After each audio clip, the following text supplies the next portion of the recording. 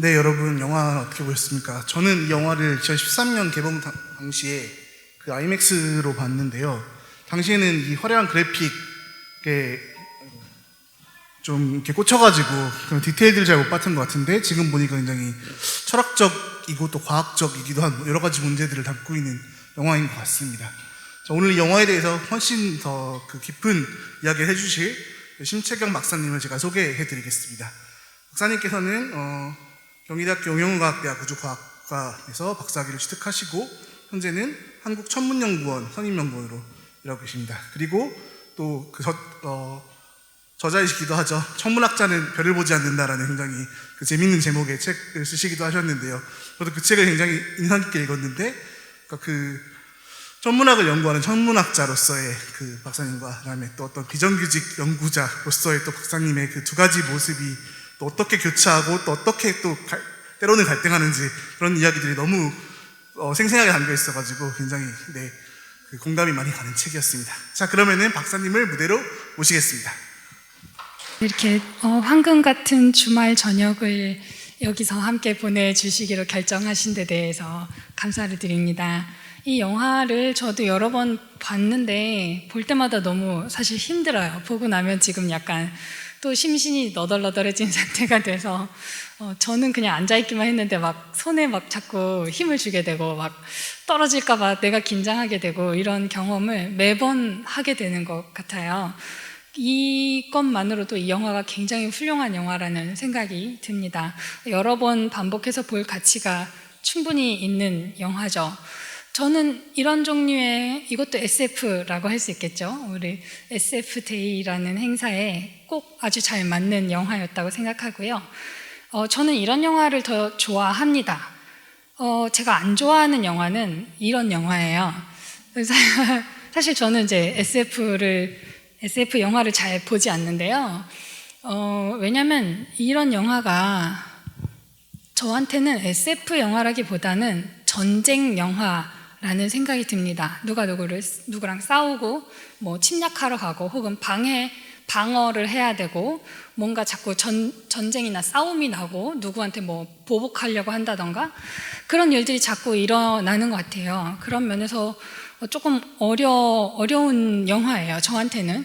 그리고 이렇게 이 스타워즈나 이런 시리즈에 보면 이 영화에서, 이런 영화들에서 가정하고 있는 것은 우주선을 타고 쉽게 어디로 날아다닐 수 있는 아주 문명이 발달된 그런 사회를 상정하고 있는데 꼭 저렇게 광선검 같은 걸 들고 만나서 바로 앞에서 싸우더라고요. 그래서 이렇게 기술이 막 많이 발달했는데 왜 만날 때는 면대면으로 만나서 대면으로 싸울까? 그런 생각을 굉장히 많이 하게 되고, 그래서 인간의 본성은 결국 싸우는 것인가? 누가 누구를 정복하는 것인가? 자꾸 이런 생각을 하게 돼서 저는 이런 종류의 영화는 사실 잘 보지 않아요. 저는 이제 SF 마니아와는 굉장히 거리가 먼, 어쩌면 여러분들보다 훨씬 더 SF 문학이나 영화를 덜 접했던 사람일지도 모르겠습니다. 그래서 오늘 제가 저의 시선은 아마 SF에 대한 아마추어적 시선이 아닐까 합니다. 이런 영화도 마찬가지죠. 계속 뭔가 싸우는 것 같고, 이 시리즈도. 제 주변에는 저 이제 직업이 천문학을 하다 보니까 주변에 다 천문학자밖에 없어가지고 이런 거 좋아하는 친구들이 정말 많이 있어요. 그래서 이런 이제 저희가 언제 학회가 열렸는데 그때가 이제 스타워즈 새 시리즈가 나왔을 때여서 학회장 근처에 있는 영화관을 빌려가지고 학회에서 대관을 해서 우리 학회 참석자들한테 상영을 한 적이 있습니다. 그래서 어쩔 수 없이 보스와 영화를 보러 가는 참사를 맡게 되었는데요. 옆에서 막 저의 현재 상사, 옛날 지도 교수님 막 이렇게 줄줄이 앉아 계신데 그 틈에서 영화를 보면서 영화가 정말 재미없었던 그 기억이 납니다. 다른 사람들은 되게 좋아하는데 저는 이런 것을 SF라고 부를 수 있나? 그런 생각을 많이 해요. 어떤 게 SF일까요? 그래비티 같이 너무 현실적인 영화, 이런 거는 SF일까요? 그래서 저는 SF를 특히 영화에서 SF는 해시태그라고 생각합니다. 어떤 장르, SF라는 장르가 있다기보다는 전쟁 이야기 혹은 뭐 철학적인 이야기, 인류의 존재에 대해서 물어보는 거, 혹은 뭐 아까 그래비티처럼 어떤 커다란 감당할 수 없는 재난을 맞았을 때 우리의 운명 이런 것들에 대해서 얘기할 수 있잖아요. 또 어떤 SF는 로맨스일 수도 있고 우정에 관한 것일 수도 있고 뭐 정말 기술에 관한 것일 수도 있죠. 그래서 저는 SF를 어떤 장르로 가두기보다는 다양한 장르에 다만 해시태그 SF가 달려있다 정도로 이해를 하고 있습니다. 그래서 어떤 영화가 SF인가, SF 중에 뭘 좋아하세요? 라고 물어보면 대답하기는 굉장히 어려워요. 제가 좋아하는 영화입니다. 그래비티는. 이 그래비티에서 이제 4가지 정도 키워드를 제가 가지고 와서 오늘 여러분들에게 말씀드려 보려고 합니다. 우주 망원경 이야기 안 할 수가 없고요. 우주 정거장 이야기를 할 것이고, 우주 쓰레기 엄청난 재난으로 오늘 봤죠 우리가. 그리고 고독, 고립 이런 것들에 대해서 얘기를 하겠습니다. 제가 영화를 다시 보면서 또 뒤에 앉아가지고 막 메모를 좀 했는데요. 보면서 얘기를 할게요. 먼저 우주 망원경에 대해서 얘기를 할 수밖에 없겠습니다. 허블 우주 망원경, 아까 그 라이언 스톤 박사가 수리하고 있던 것이 바로 이 허블 우주 망원경입니다. 자세히 보면 이렇게 생겼고요. 이 안에 굉장히 거대한 망원경이 설치되어 있고 우주에 띄워놓은 거예요. 지상에서의 망원경은 날씨가 안 좋으면 관측하기가 어렵잖아요. 눈이 올 수도 있고 비가 올 수도 있고 또 아주 구름보다 높은 고산지대에 천문대를 만들기도 하지만 거기까지 올라가면 막 건강하던 사람도 고산병이 와서 관측을 포기하고 내려가기도 하고요. 그걸 유지하는 데 굉장히 어려운 일이 생깁니다. 그리고 고산지대에 천문대를 만들면 그 산에 올라가는 산을 깎아서 길을 만들어야 되고, 그러면서 뭐 사실은 자연 파괴를 한다든지 원주민들에게는 굉장히 신성한 높은 산인데 거기를 과학자들이 가서 우리한테 땅 좀 팔아, 우리가 여기 길 좀 낼게, 문명의 이 길을 좀 갖다 놓을게, 이렇게 원주민들을 설득하는 것도 사실 쉬운 일도 아니고 좋은 일도 아닐 수도 있습니다. 그렇다고 해서 뭐 이게 그렇게 친환경적인가 하면 그렇지 않지만 어쨌든 그런 여러 가지 문제에서 조금 벗어나서 다른 방향으로 눈을 돌려보고자 할 때 우주에다가 망원경을 띄워넣습니다. 뭐 비도 안 오고요, 우주에 띄워놓으면. 그리고 이제 주변에 위성들이 있어요. 주변에 있는 다른 위성을 통해서 제가 관측한 것을 제 신호를 받게 됩니다. 아까 우리 그래비티 영화에서 라이언 스톤 박사가 계속 데이터가 왜 들려지지 않느냐, 수신이 안 되느냐 이런 얘기를 하잖아요. 이제 허블이 보내는 데이터를 인공위성이 받아서 휴스턴 관제센터의 지상에 보내줘야 되는데 그게 잘 안 돼서 그 부분을 뭐 재부팅하고 이런 이야기가 나옵니다. 망원경 내부는 대충 뭐 이런 컨셉으로 생겼어요. 양쪽에 있는 건 태양열 전지판으로 이제 전력을 생산하려고 하는 거고요. 안쪽에 망원경이 있습니다. 그래서 밖에서 제 앞에 뚜껑같이 달려있는 거 정말 뚜껑이고요. 좀 빛을 한쪽은 막고 뚜껑으로 쓰고, 그리고 이제 빛이 들어오면 뒤에 있는 거울들을 통해서 관측하게 되는 정말 망원경입니다. 거대한 망원경이죠. 이 허블이 많은 사람들을 천문학에 관심을 갖게 했습니다. 우리가 이 허블 우주망원경이 처음으로 좋은 데이터를 우리한테 보내주게 된 게 94년 정도예요. 그때 이제 여러분들 중에 누군가는 태어나지 않았을 수도 있다는 생각이 사실 드는데, 저는 이제 뭐 초등학교 고학년, 뭐 중학생 이럴 때였는데 그때 과학 잡지 뭐 뉴턴이나 뭐 이런 과학동화 이런 과학 잡지에 막 허블 사진 브로마이드 이런 게 많이 실렸었어요. 그래서 우주에서 보내온 사진이 너무너무 예쁘다는 걸 그때 처음 알게 됐던 것 같습니다. 허블이 보내온 대표적인 사진 이런 것들 몇 개 보여드릴게요. 이건 토성이고요. 이제 토성의 극지방에도 오로라가 있답니다. 네, 목성에도 오로라가 있고요. 토성에도 오로라가 있는데 이 오로라는 지금 이거는 이제 가시광선이 아닌 다른 파장에서 찍어서 합성해 놓은 거예요. 잘 보일 수 있게 허블 우주망원경에 여러 파장에서 찍을 수 있거든요. 그래서 토성 사진에 오로라가 나오는 거, 뭐 목성의 오로라 이런 것들을 많이 찍어줬죠.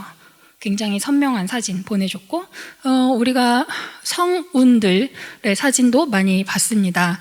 우주 공간에 별도 있지만 별이 아닌 그냥 먼지들이 좀 뭉쳐있는 곳들이 있거든요. 우리가 주로 성운이라고 부르는데, 보시는 사진처럼 성운들이 자기 나름대로 어떤 질서를 가지고 뭉쳐있기 때문에 이렇게 어떤 형태를 갖게 됩니다.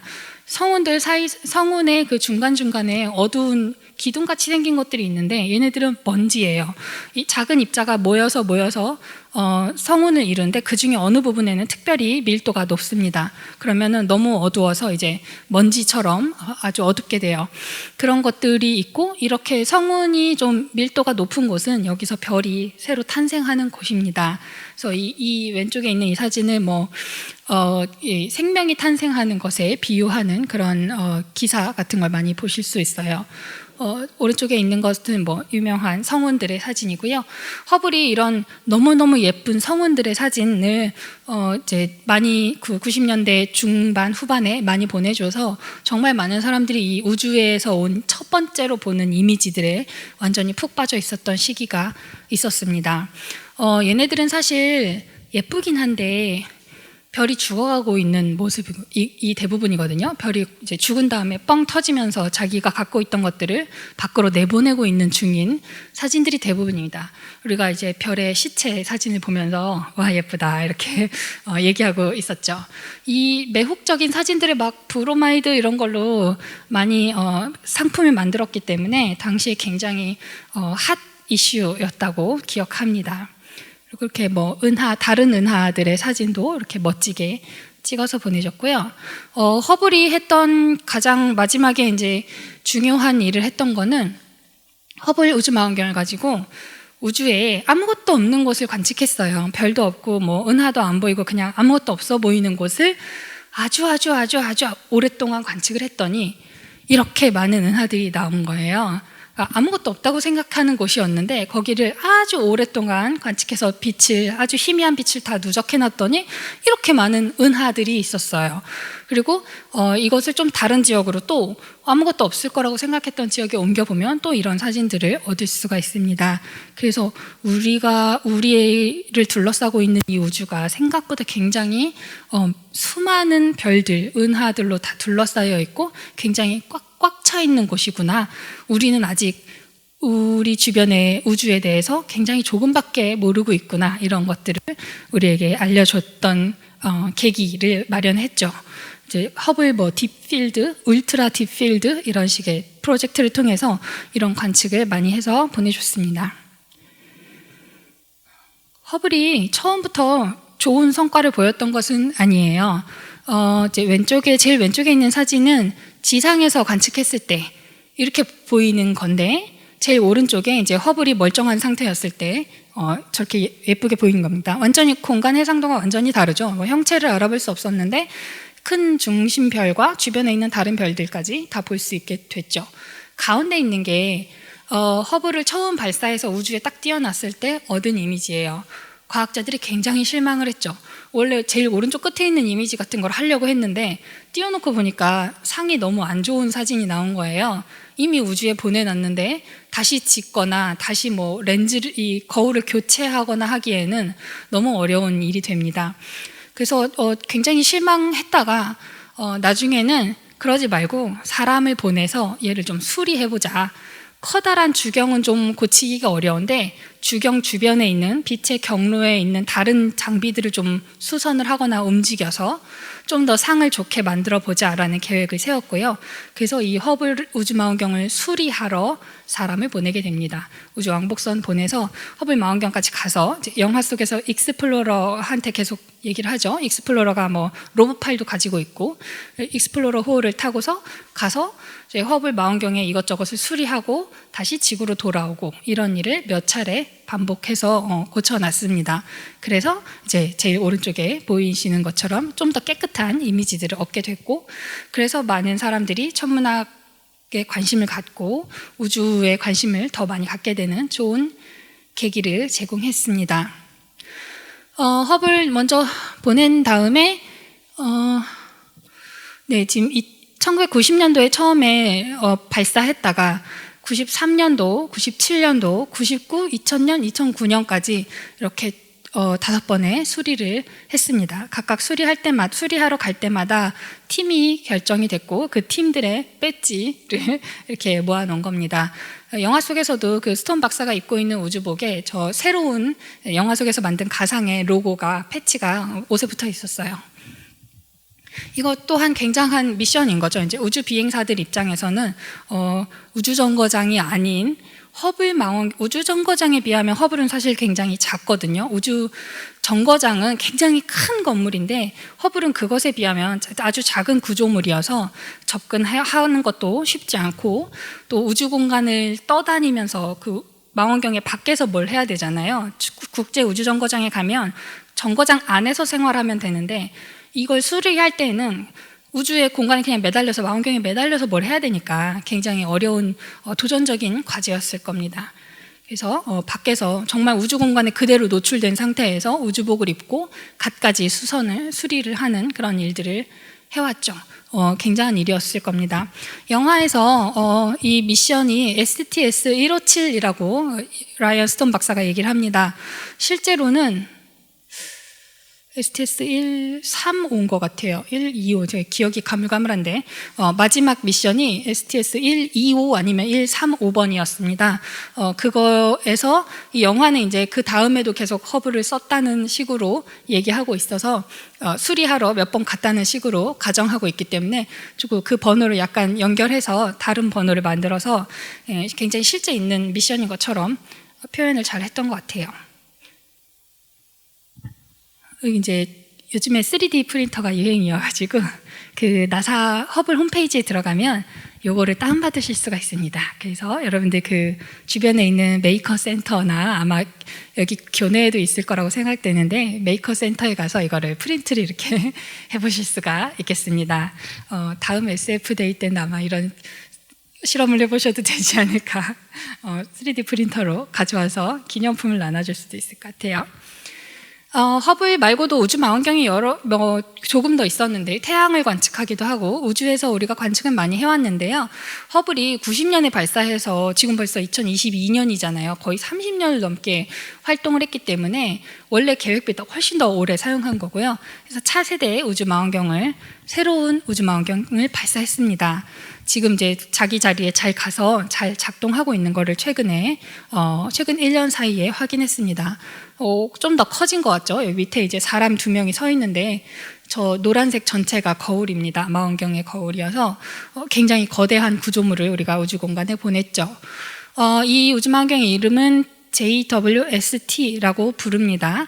제임스 웹 스페이스 텔레스코프. 제임스 웹은 사람 이름이고 스페이스 텔레스코프 우주 망원경입니다. 그래서 JWST라고 부르는데 사실 요새는 웹 스페이스 텔레스코프라고 불러요. 제임스를 잘 안 붙이는데 약간의 후일담은 제임스 웹이라는 사람이 그 아폴로 우주인들이 달에 가던 시절에 나사에서 국장을 하던, 그러니까 연구자이기도 했지만 나사의 그 최고 수반 중에 한 명이 되어서 거기서 이제 아폴로 프로그램을 가능하게 했던 중요한 인물인데요, 나사에서. 근데 이분이 이제 이분의 이름을 따서 그래서 제임스 웹이라고 부르기로 이미 결정을 했는데 그 다음에 밝혀진 것이 이분이 당시에 이제 뭔가 성소수자나 이런 사람들에게 좀 부적절한 발언을 했던 것이 있었다. 그래서 일종의 미투 같은 게 여성을 대상으로 한 건 아마 아니었다고 생각하는데요. 어쨌든 이제 과거에 좀 부적절한 언행을 했던 게 밝혀져서 이름을 바꾸자 이런 이름을 바꿔야 되느냐 말아야 되느냐 이런 찬반이 많이 토론이 됐었습니다. 근데 팀 내부에서는 거의 이미 발사를 거의 준비하고 있는데 이름을 갑자기 바꾸는 게 너무 큰 일이기도 하고, 또 사실은 너무 오래전이 아폴로 시대면 1950년대 60년대잖아요. 그때는 그런 말을 하는 게 그렇게 지탄받는 사회는 아니었던 것 같아요, 안타깝게도. 그래서 이제 그렇게까지 잘못한 건 아닐 수도 있다 이런 식으로 얘기를 해서 이름은 그냥 두고 풀네임을 이름 전체를 다는 못 부르겠다. 그래서 그냥 웹 스페이스 텔레스콥이라고 요새는 많이 부르고 있습니다. 그래서 JWST라고 부르거나 그냥 웹이라고 부르거나 이렇게 부르고 있어요. 또 웹이 인터넷 얘기할 때도 웹이라고 많이 하잖아요. 그래서 익숙한 단어랑 스펠링 비슷해서 그냥 그렇게 부르고 있습니다. 이 웹 우주망원경은 밑에 그 태양 빛을 차단하는 막을 굉장히 예쁘게 잘 만들었어요. 굉장히 얇은 알루미늄 비닐 같은 것인데 여러분들 패딩 사면, 좋은 패딩을 사면 등에 알루미늄 호일 같은 반딱반딱한 게 붙어 있잖아요. 그런 소재로 돼 있고 태양에서 오는 열을 많이 막아주려고 여러 겹으로 만들어 놨습니다. 그래서 우주 공간에 지금 저 모양으로 띄워놨어요. 그래서 아주 멋진 우주 사진들을 우리한테 계속 보내주고 있습니다. 목성 사진도 최근에 보내줬는데요. 위아래 목성의 북극 남극의 오로라가 예쁘게 보이고, 잘 보시면 고리가 있습니다. 목성 주변에, 목성 원래 고리 있거든요. 잘 안 보였지만 다른 파장에서 보면 목성 고리를 볼 수 있고, 여기 왼쪽에 두 개는 목성의 위성들입니다. 이런 사진들을 이제 허블 망원경이랑은 또 다른 파장이기 때문에 재밌는, 처음 보는 종류의 사진들을 계속 우리한테 보내주고 있어요. 그래서 앞으로 좀 천문학계에서 훨씬 더 많은 연구를 할 수 있게 될 것 같고, 여러분들에게도, 일반에게도 굉장히 좋은 자료를 많이 보내드릴 수 있을 것 같습니다. 근데 허블 우주망원경은 지구에서 굉장히 가까운 곳에 있었어요. 그래서 사람이 가서 수선하고 올 수 있었는데, JWST는 굉장히 먼 곳에다가 보내놨습니다. 여기 가운데 여기 있는 게 지구고요. 지구랑 달이 보이시죠? 그리고 여기 L2라고 써 있는 게 지금 제임스 웹이 있는 곳입니다. 이 L2라는 지점은 지구와 태양이 직선상에 계속 존재할 수 있고, 그러니까 저 위치에만 있어요. 그래서 저 위치를 계속 움직이면서 망원경이 비교적 안정적인, 지구와 안정적인 거리를 계속 유지할 수 있게 됩니다. 그래서 일부러 저기다 갖다 놨고요. 지구에서부터 멀리 떨어져서 좀 더 허블 우주 망원경을 볼 수 없었던, 지구에 좀 가리기도 하고 뭐 여러 가지 방해를 받기 때문에 지구에서부터 좀 더 멀리, 아주 먼 우주에 갖다 놓고 좀 더 잘 관측해서 멋진 사진 보내줘라 이러면서 멀리 갖다 놨습니다. 그 말인즉슨 이 JWST는 문제가 생기면 갈 수 없어요. 사람이 절대 갈 수 없는 거리에 있습니다. 허블 같은 경우에는 가서 수리를 하면 되는데, JWST는 갈 수 없어요. 가는데 몇 개월이 걸리고 올 수도 없을 것 같고, 예. 유인으로 수리하는 것은 불가능합니다. 그래서 JWST가 이제 도착해서 첫 번째 관측 이미지를 보내올 때 굉장히 사람들이 긴장을 많이 했죠. 이거는 잘못되면 이제 다시는 돌이킬 수 없는 거예요. 근데 이거 거의 한 25년 준비했거든요. 25년 걸려서 개발하고 보냈는데 문제가 생길까봐 굉장히 걱정 많이 했는데, 다행히도 뭐 유인 수리를 고민할 필요도 없이 좋은 사진을 잘 보내주고 있습니다. 멋진 우주망원경의 그 사진을, 그 영상을 계속해서 볼 수 있는 게 그래비티라는 영화가 주는 저 천문학에 관심 있는 사람들한테는 굉장히 뜻깊은 장면들이 좀 있었어요.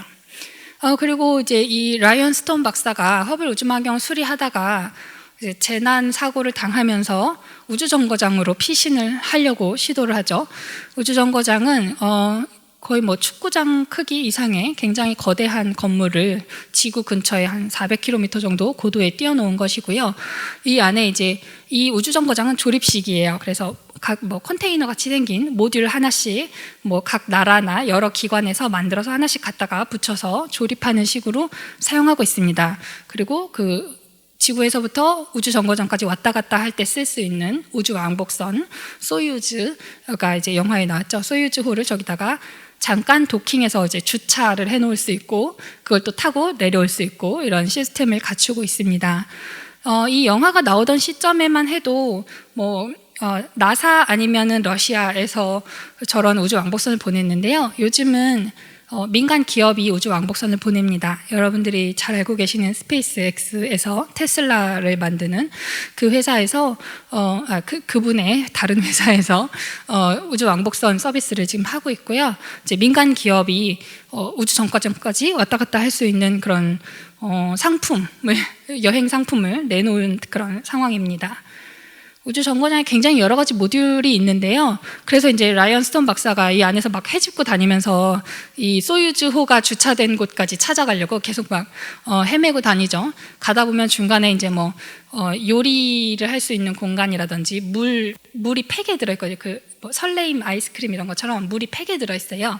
그 팩을 이제 지나가다가 그 마라톤 선수처럼 지나가다가 물 팩을 딱 잡아가지고 물을 이렇게 빨대로 쪽쪽 빨아먹는 그 장면이 나옵니다. 그러면서 그러고 그냥 버리고 가니까 물방울들이 이렇게 라이언 스톤 박사 뒤를 좀 쫓아오는 장면들이 있었죠. 그래서 이제 아마도 우주정거장을 사용할 수도 있으니까 이 우주정거장의 구조에 대해서 우주 비행사들은 당연히 교육을 많이 받을 거라고 생각합니다. 그래서 막 돌아다니고 나중에 그 중국의 우주정거장에 갔을 때도 기본적인 구조는 원리는 비슷하기 때문에 막 돌아다니다가 이제 지구로 탈출할 수 있는 우주 왕복선이 있는 자리를 찾으러 계속 돌아다니죠. 그러다가 이제 불씨가 있는 것을 못 보고 화재를 방치해서 키우게 됩니다. 영화에서 나왔던 소유즈 우주 왕복선입니다. 이제 우주 정거장에 도킹 시켜서 주차를 해놨다가 필요할 때 타고 내려가는 거고요. 영화에서 이제 묘사하기로는 원래 2대가 있어야 되는데 한 대는 이미 탈출했고 한 대는 원래는 그 낙하산이 지상에 도착하기 직전에 펴지는 건데 이미 우주에서 어떤 사고 혹은 실수로 퍼져버려가지고 낙하산이 이미 터져 있는 상태로 만나게 됐죠. 그래서 그 낙하산 줄을 띄어내느라고 굉장히 고생하는 그런 장면을 여러분들 보셨습니다. 예전에는 이런 우주 정거장을 주로 나사가 했어요. 최초의 우주 정거장은 러시아가 만들었었고요. 당시에 아마 소련이었을 수도 있는데 예전에는 러시아 아니면은 미국이 큰 기관에서 우주 정거장을 만들었는데 요즘은 우주 왕복선도 민간 기업이 만들고요. 우주 정거장도 민간 기업이 만들려고 지금 준비하고 있어요. 엑시엄 스페이스라는 회사 들어보셨을지 모르겠는데 엑시엄이라는 회사에서 이런 형태의 민간 우주 정거장을 새로 만들려고 하고 있습니다. 그리고 이 엑시엄 스페이스가 지금 있는 ISS 국제우주정거장의 약간 유지 관리하는 것도 그런 사업도 아마 딴 것 같아요. 엑시엄 스페이스 회장님이 굉장히 여러 개의 우주 사업체를 갖고 있습니다. 지금 미국이 달에 착륙선을 이제 매년 여러 대 보낼 건데요. 미국이 달에 보낼 착륙선 운용하는 민간 기업들이 있는데 그 민간 기업도 하나 가지고 있고 인튜티브 머신스라는 회사가 가지고 있고 엑시엄도 가지고 있고 그다음에 X2R인가? 좀 새로운 분야의 우주 사업을 하려고 하고 있고요. 아마 국내 그 제약회사랑 우리나라에 있는 제약회사랑 또 뭔가 같이 일을 하고 있고 굉장히 많은 일을 하고 있습니다. 도전적으로 이렇게 일을 하는 건 아마 이제는 이렇게 해도 돈이 되는 시대가 돼서 그런 것 같아요. 민간 회사가 이제 뛰어든다는 건 돈이 될 거라고 기대한다는 거죠. 네, 엑시엄 스페이스 말고 이분의 다른 회사가 이제 상장한다는 얘기도 들립니다. 사람들이 굉장히 많이 관심을 갖게 될 것 같아요. 그럼에도 불구하고 여전히 우주에서의 모든 사업은 여러 나라가 협력하는 형태로 이루어지고 있고요. 우리가 새로운 우주 정거장을 지금 계획하고 있는데 달 궤도에 갖다 놓을 우주 정거장입니다. 영화에서는 이제 지구 근처에 있는 허블 우주망원경이나 우주정거장까지 왔다 갔다 했는데요. 얘는 달 근처에 띄워놓을 우주정거장입니다. 그래서 지구에서 우주정거장으로 갔다가 거기서 옷도 갈아입고 필요한 장비도 다시 챙기고 해서 거기서 달까지 왔다 갔다 하는 달 왕복선을 이제 소유주 말고 다른 걸로 하겠죠. 해서 이제 중간 정류장을 하나 달 근처에 또 갖다 놓으려고 합니다. 요새는 달에 많이 가려고 하잖아요. 그래서 지구에서 달로 직접 가면 너무 힘드니까 중간에 정류장을 하나 만들 예정입니다. 여기 굉장히 많은 나라들이 참여하고 있는데요. 거의 국제우주정거장 ISS 했던 나라들이 많이 참여를 하고 있습니다. 여기 나사 보이시고 미국, ESA라고 써 있는 건 유럽입니다. 그 밑에 가운데 작사 일본이고요. CSA는 캐나다입니다. 아까 영화에서 보셨던 로봇팔 있잖아요. 굉장히 거대한 로봇팔을 이제 스톤 박사를 움직여주는데 그 로봇팔 아마 캐나다에서 한 걸 거예요. 캐나다가 이 우주정거장의 로봇팔로 굉장히 높은 기술을 가지고 있거든요. 그래서 이 달 궤도에 놓을 우주정거장에도 캐나다가 로봇팔을 할 것 같아요. 그리고 저기 오른쪽 끝에서 두 번째 빨간색 하얀 바탕에 빨간색 세모 걔가 로스코스모스라고 러시아 모듈입니다. 네, 여러분들도 이제 너무 잘 알고 계시지만 러시아가 최근에 전쟁을 일으키는 바람에 이 사업에 러시아를 계속 껴줄 수 있을 것인가 하는 이야기가 굉장히 많이 대두되고 있어요. 그래서 이 게이트웨이 이 우주정거장 이름이 게이트웨이인데요. 이 게이트웨이 사업에 좀 지형 변화가 있지 않을까 그런 고민이 됩니다. 이렇게 열심히 수선을 해서 하고 있었죠. 그런데 우리가 라이언 스톤 박사가 이런 재난을 맞이하게 됩니다. 우주 쓰레기라고 우리가 부르는데요. 우리가 그동안 인공위성 너무 많이 보내고 이 인공위성들이 수명이 다 있거든요. 그래서 70년대, 50년대 보낸 인공위성들은 이미 수명이 다 다해서 고철 덩어리가 된 상태로 지구를 돌고 있기도 하고, 그 중에 어떤 거는 이제 지상으로 떨어지기도 했습니다. 보통은 이런 이제 얘가 만약에 고장이 나거나 아니면 배터리가 더 이상 전력이 생산되지 않아서 통신이 되지 않으면 큰 문제를 만들 수 있기 때문에 수명이 아직 남아있을 때 지구로 떨어뜨려요. 그래서 아직 수명과 아직 조금의 연료가 남아있을 때 일부러 지구로 떨어뜨립니다. 그래서 인공 별똥별을 만들면서 우리 마지막 장면에서 봤던 것처럼 그래서 지상의 바다로 일부러 떨어뜨리는데요. 그렇게 하지 못한 채로 아직 떨어뜨리지 못했는데 벌써 고장이 나버리거나 아니면 궤도를 수정하려고 했는데 뭐 연료가 다 됐거나 이런 불상사가 생기면 우주 공간에 그냥 남게 됩니다. 그리고 그동안 이제 우리가 인공위성 엄청 많이 쏴가지고 지금 너무 많은 우주 쓰레기가 지구 근처에 잔뜩 있어요. 그림을 보시면 첫 번째 지구가 57년도입니다. 우리가 최초로 인공위성을 발사한 해예요. 인류가 80년대까지만 해도 괜찮아 보였는데 2000년대 들어오니까 이제 너무 많아 보이고 2018년도 지금은 뭐랄까 눈보라 속을 운전하는 것 같은 상태다라고 표현하고 있습니다. 이제 새로 보면 21세기 들어서 우리가 보낸 인공위성들의 숫자인데요. 아래가 뭐 100, 200, 300, 400, 500인 걸 보면 어마어마한 숫자의 인공위성 잔해들이 지금 남아 있다고 할 수 있습니다. 이렇게 많은 물체들을 지구 근처 우주 공간에 띄워놨기 때문에 얘네들이 굉장히 큰 문제가 될 수 있죠. 이걸 누가 보냈느냐? 주로 미국입니다. 뭐 어쩔 수 없죠. 미국이 우주 탐사 강국이고 너무 많은 우주 역사를 가지고 있죠. 그리고 놀랍게도 위에 노란색 차이나 중국이 굉장히 많은 일을 하고 있고요. 중국은 우리가 인공위성이나 뭐 이런 걸 쏠 때 원래 전 지구에 보고를 하게 됩니다. 지금 언제 어느 궤도로 어떤 크기의 어떤 물체가 발사될 거다. 이거를 미리 고지를 해야 되는데 중국은 잘 고지를 안 해요. 그래서 쏘고 난 다음에 아는 경우도 있고 쐈는지 안 쐈는지도 모르는 경우도 사실 있습니다. 그래서 우리 카운트는 382개에서 카운트 해놨지만 이거보다 더 많을 수도 있고요. 중국이 아주 놀라운 속도로 굉장히 우주 탐사를 열심히 하고 있어서 뭐 요즘에 우주 쓰레기도 많이 만들고 있습니다. 그리고 러시아는 이제 예전에 많이 하다가 요즘에 조금 줄었기 때문에 조금 작은 퍼센티지를 차지하고 있네요. 우리나라는 안 보이죠. 우리나라는 그렇게 많이 보내지 않았습니다. 아직.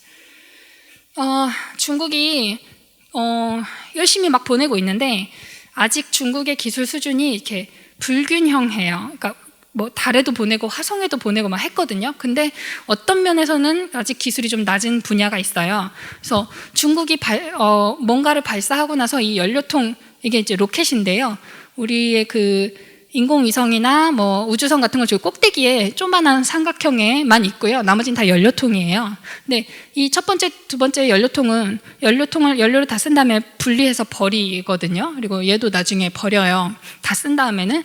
근데 이거를 버릴 때 궤도를 잘 골라서 버려야지 안전한 곳에 떨어지는데 이상한 데 떨어뜨리게 이제 통제를 못 해가지고 사람 사는 데 떨어졌어요.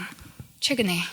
그래서 이거에 대해서 굉장히 미국에서도 막 성명을 발표하고 이런 식으로 하면 안 된다. 사상자는 아마 없었던 것 같은데 만약에 어느 날 우리 아파트 지붕에 떨어질 수도 있잖아요. 건물이 위험할 수도 있고 그런 큰 문제가 생깁니다.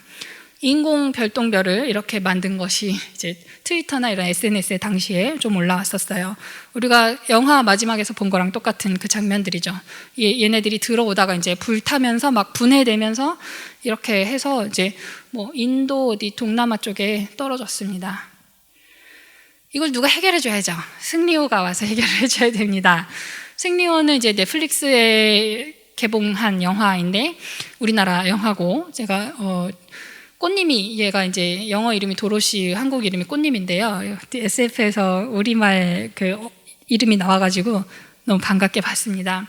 승리호는 뭐 하는 애냐면 우주 공간을 돌아다니면서 저런 고철 덩어리들, 우주 쓰레기를 치우고 그걸로 돈을 버는, 그러니까 고물상이죠. 고철을 가지고 와서 그거를 어딘가 팔아서 돈을 버는 그런 일을 하고 있습니다. 근데 뭐 아주 장사가 잘 되진 않아요. 그리고 뭔가 이제 3D 업종으로 영화에서 묘사가 되고 있습니다. 근데 이게 이 승리호 영화에서처럼 이렇게 승리호 영화에 보면 우주선에서 뭐 가제트 팔 같은 게 나와가지고 걔를 이렇게 딱 잡아서 가지고 와요. 그래서 이렇게 압축을 해가지고 쓰레기를 이렇게 압축해서 만드는데 그런 기술이 아직 되지 않습니다.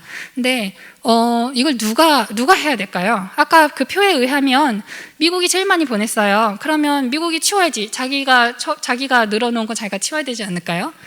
아니면 혹시 이런 승리호 같은 사업을 실제로 하게 된다면 그게 돈이 된다면 그러면은 미국이 아니라 다른 나라에서 막 우리가 할래 이렇게 할 수도 있겠죠.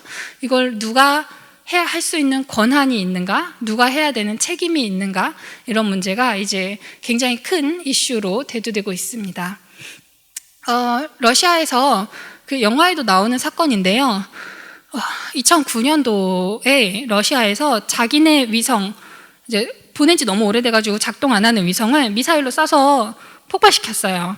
그래서 이제 러시아에서는 그랬죠. 아니 제가 만약에 민가에 떨어지면 안 되니까 인공위성이 고장나서 우리가 버리려고 폭발시켰다. 가져올 수 없으니까 라고 말을 했지만 이것은 사실은 적국의 비행기나 전투기나 스파이 위성을 요격할 수 있는 기술이거든요. 자기네 오래된 위성을 쏘았지만 이 일을 하는데 성공했다는 것은 남의 나라 위성도 쏘아버릴 수 있다는 뜻이죠. 그래서 국방 보안에 있어서 굉장히 중요한 사건이었습니다. 당시에 이렇게 단 한 대의 인공위성을 쏘았는데 얘가 쏴서 이제 다 거기서 폭발이 돼가지고 다 파편화되니까 가운데 있는 그림처럼 이 잔해가 막 여기저기로 다 그 궤도상이 다 흩어졌고요. 이게 얼마 시간이 좀 더 지난 뒤에는 너무 많은 궤도를 다 뒤덮은 그런 사건이 있었습니다. 그래서 그래비티에 나오는 그 우주 쓰레기를 맞는 그 재난 사고가 굉장히 현실적이에요. 너무너무 현실적이고 지금 있을 수 있는 일이고 심지어 중국이 최근에 그런 일이 있었고 러시아도 이런 일을 했고 당시에 이제 이거는 아마 당시가 아니고 그 다음인 것 같아요. 러시아가 최근에 21년도에도 이 일을 했습니다. 그래서 이제 자기네 또 다른 위성을 미사일로 쏴서 요격시켜가지고 폭발시켰어요. 그래서 처음에 여기 가운데 지금 잘 안 보이지만 여기 가운데 점 한 개가 있었는데 미사일 요격을 한 다음에 여러 개의 별똥별로 분리가 되어서 해체가 됐죠. 이런 일을 했는데 이게 이제 첫 번째 실험이 2009년에 있었고 두 번째 실험이 2021년 작년에 있었어요. 그 다음에 올해 뭘 했죠? 우크라이나를 침공합니다. 미사일을 막 쏘면서 이 러시아는 이런 일을 할 준비를 이미 예전부터 하고 있었고 그 기술을 분명히 갖고 있었다고 생각이 됩니다. 네, 그런 중요한 우주 쓰레기 문제가 굉장히 중요했다라는 것을 좀 말씀드리고 싶었고요. 제가 이 영화에서 사실 굉장히 우리한테 인상을 많이 인상적인 장면을 계속 만드는 것은 아마 침묵하는 시간이라고 생각합니다.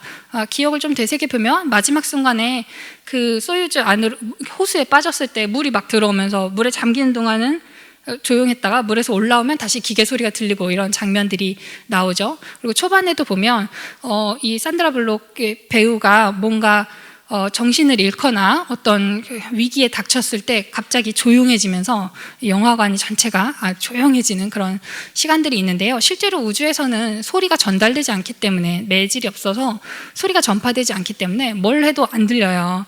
들리지 않고 교신을 통해서만 오로지 통화를 할 수가 있습니다. 이런 우주에서의 고독에 대해서 아폴로 11호의 우주인의 말을 들어볼 수 있는데요. 아폴로 11호는 원래는 이제 3인승이에요. 근데 3인승인데 2명은 달 표면으로 가고 나머지 1명은 이 마지막 사령선에 남아서 달 주위를 계속 돌면서 2명이 달에서의 임무를 다 마칠 때까지 기다려야 됩니다. 그러면 이제 2명은 이제 여기에 이 사령선에서 찍은 사진인데요. 여기에 지금 자기 동료 2명이 타고 있고 아직 그 본선에 남아있는 사람이 이제 이 사진을 찍는 겁니다. 내 동료 2명이 달에 임무를 하러 가고 있고 나는 이제 우주선에 혼자 남은 거예요. 그리고 이 우주선은 달 주위를 계속 도는데 한 바퀴 도는데 한 2시간 정도 걸리거든요. 2시간 조금 덜 걸리는데 지구로부터 달 너머로 가게 되면 지구랑 교신이 안 돼요. 한 40분 정도, 50분 정도 교신이 안 되는 시간이 있습니다. 지구랑 교신 안 되고 자기 동료들은 달에 내려갔고 완전히 극강의 고독을 느끼게 되죠. 아폴로 11호의 새 우주 비행사인데요. 2명은 달 표면에 내려가서 이런 사진을 찍고 있는 동안 나머지 한 분은 달 궤도에 돌면서 저기 오른쪽에 보이는 달 궤도의 점선 부분인데요. 이 점선 궤도를 계속 돌면서 기다린 거예요. 그래서 그 기간 동안 굉장히 괴롭고 고독하고 그런 순간이었다라고 얘기를 하고 있습니다. 그래서 지구상에서 가장 외로운 남자, 지구상에서 가장 고독한 사람으로 알려지고 있어요. 이분이 이제 Fly Me to the Moon이라는 에세이도 썼는데 거기에 이런 이야기가 잘 나옵니다. 그러니까 그 우주 공간에서 정말 어디 의지할 데도 없고 통신도 안 되는 상태에서 혼자 있는 건 너무 어려운 일인 것 같아요.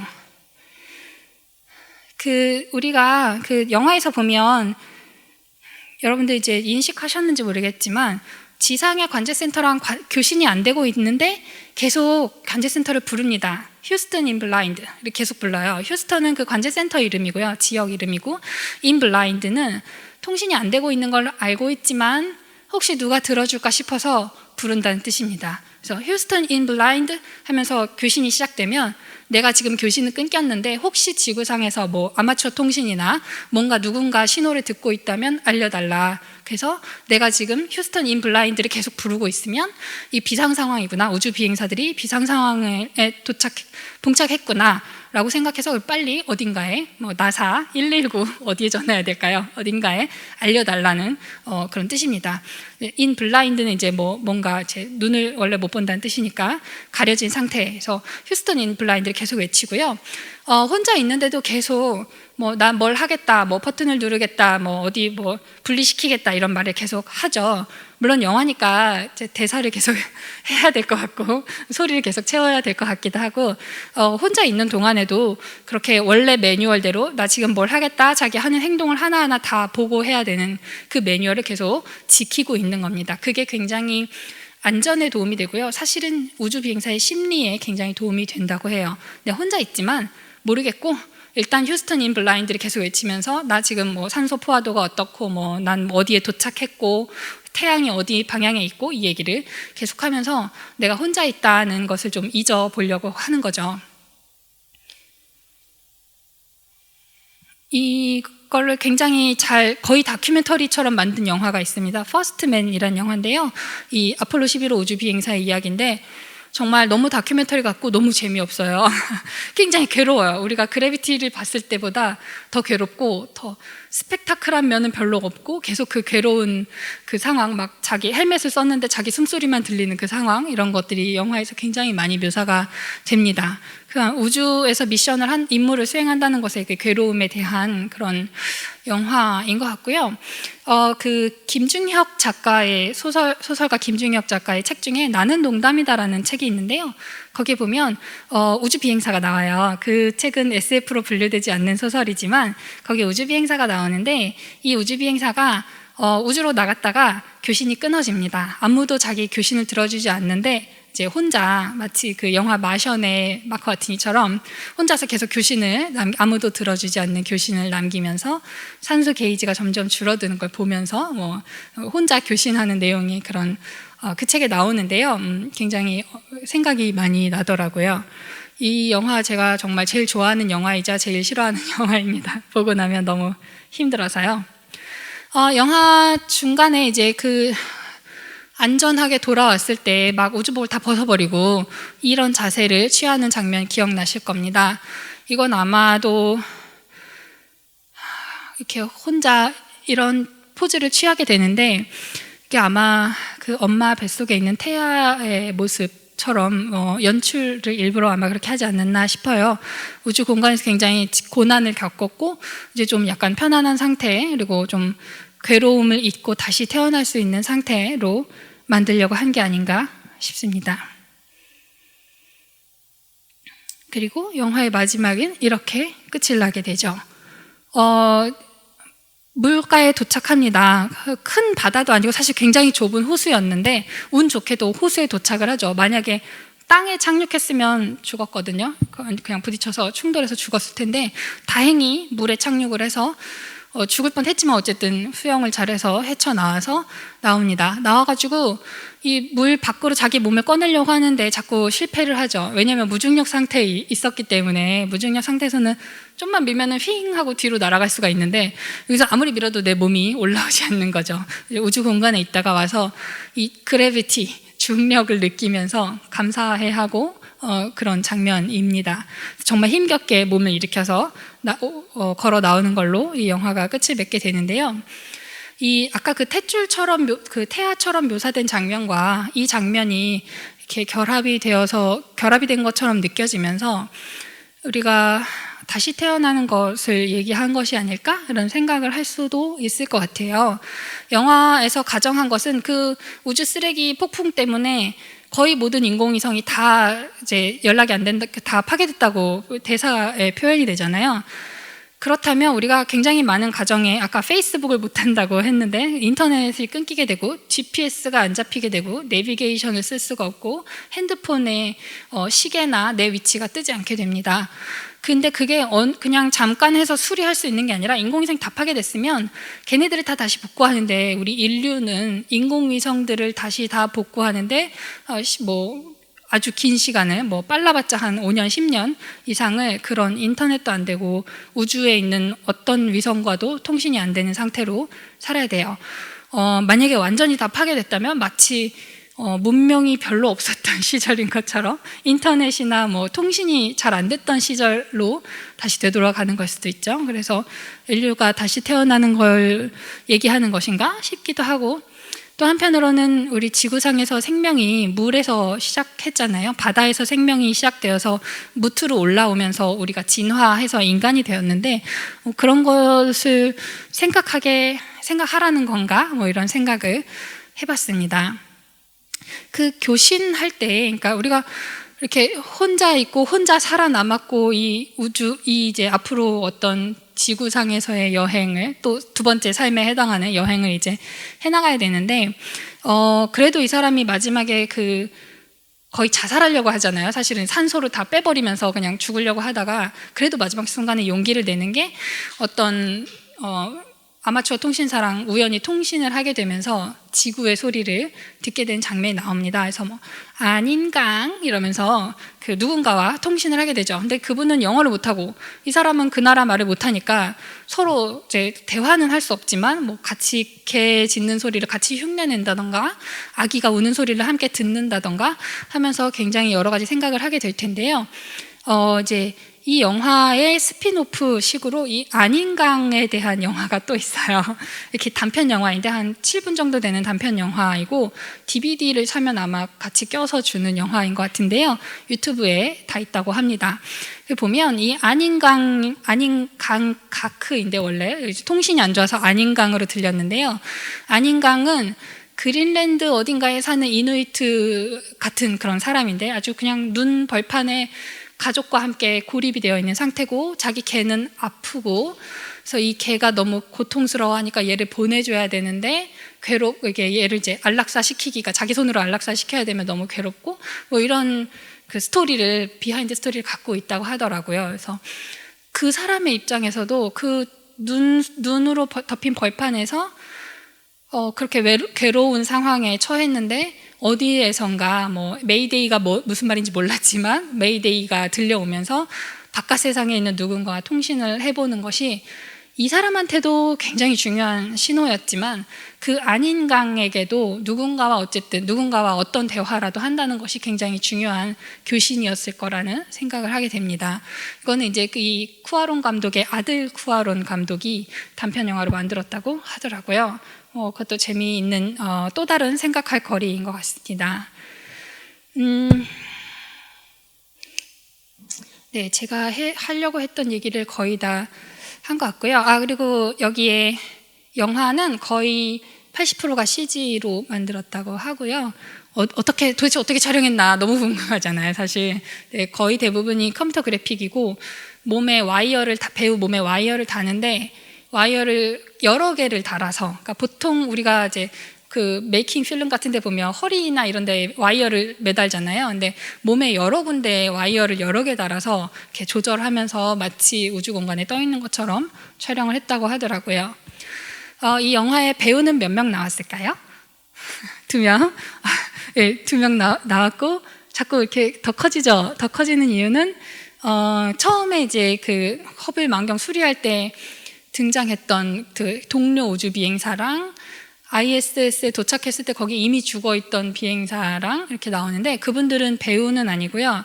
막 그래픽이거나 뭐 분장시켜 마네킹 같은 그래픽이고 목소리로만 출연하셨다고 합니다. 그리고 이제 안인강의 목소리도 나오고 총 7명 정도 되는데요. 그중에 실제로 촬영을 하신 건 이 2분이고 거의 산드라 블록의 원맨 쇼가 아닌가 생각이 들죠. 의상도 3벌밖에 안 나오고 굉장히 제한적인 조건을 가지고 그렇게 큰 우주의 이야기를 한다는 게 이 감독 특유의 대단한 능력이라고 생각이 듭니다. 이게 영화가 너무 사실 힘들고요. 보고 있는 게 너무 힘든 일이고 영화 한 가지 안에서 뭐 우리한테 굉장히 중요한 영향을 미치는 우주 망원경이라든지 쓰레기 문제라든지 국제 협력 문제 사실 남의 나라 중국의 정거장에 막 무단 침입을 해서 걔네 그 우주 왕복선을 탈취해가지고 혼자 막 타고 가는데 이게 나중에 이제 여러 가지의 국제 분쟁이나 어떤 뒤에 이제 사건이 많이 있을 거거든요. 앞으로 정책을 어떻게 한다는 둥 뭐 누가 이걸 파손시키는 거 누가 책임을 지냐는 둥 이런 얘기가 아마 뒤에 엄청나게 많이 있을 겁니다. 이분의 이 인생은 앞으로 얼마나 험난할 것인가. 우주에서 겨우 살아 돌아왔는데 남은 이분의 어깨에도 굉장히 많은 짐이 지워질 것 같고요. 그런 여러 가지를 좀 같이 생각해 볼 수 있는 영화고 놀랍게도 이게 이제 2013년 개봉한 영화여서 당시에 12세 이상 관람가로 개봉을 해서 2001년생 10월이 생일이신 분들 이후로는 못 보셨어야 됩니다. 오늘 처음 보셔서 못 보셨어야 되는 영화인데 그러니까 우리 21세기 소년 소녀들이 보지 못했을 영화인데도 지금의 현실이랑 너무 똑같은 거예요. 우주 망원경에 대해서 얘기하고 있고 그리고 러시아가 아직도 미사일로 뭐 위성을 요격하면서 우주 쓰레기 문제, 국제적인 문제를 막 만들고 있고 국제 우주 정거장의 이야기는 여전히 계속되고 있고 마치 역사가 조금씩 반복되는 듯하면서 나아가는 듯한 어떤 용수철처럼 반복되고 있지만 나아가고 있는 것 같은 그런 형태의 스토리가 반복되고 있고 인류가 문명이 계속 나아가고 있다고 생각하지만 어떤 면에서는 제자리로 계속 회귀하는 것이 아닌가 이런 생각도 사실 하게 되는 것 같아요. 시간이 10년이 지나도 계속 똑같은 이야기를 우리가 반복하고 있구나 이런 생각을 하게 됩니다. 네, 영화에 대해서 뭐 이 정도로 얘기할 수 있겠고요. 이 마지막에 이제 지구로 가면서 그러잖아요. 아주 대단한 여행이 힘든 여행이 될 것이다. 대단한 여행이 될 것이다. 라고 얘기를 했고 이 대단한 다음 2번째 인생을 향해서 걸어가고 계시고요. 여러분들도 오늘 이후에 그 살아간다는 험난한 세상을 살아간다는 것에 대한 내일부터의 여행에 준비가 되셨는지 생각해 그런 질문을 던지면서 얘기는 여기까지 일단 마치겠습니다.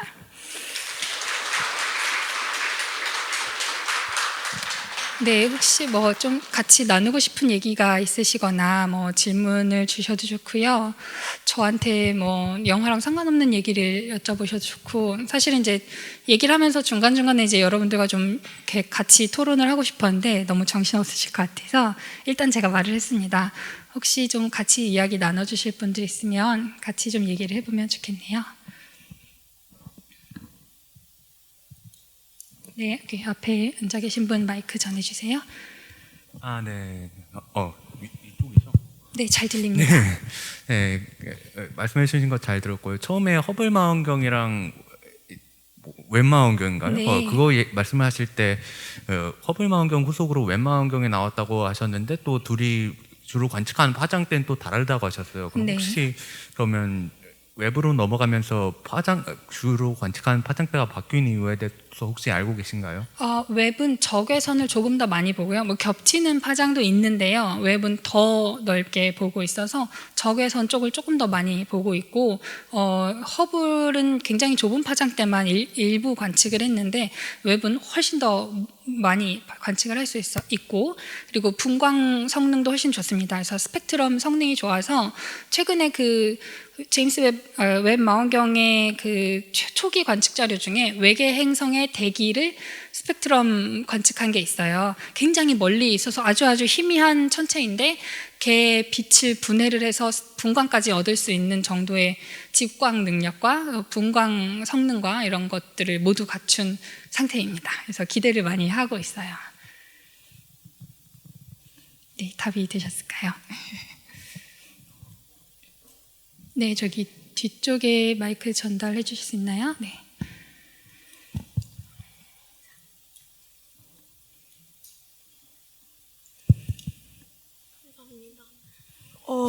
영화랑은 상관없는 질문이긴 한데요.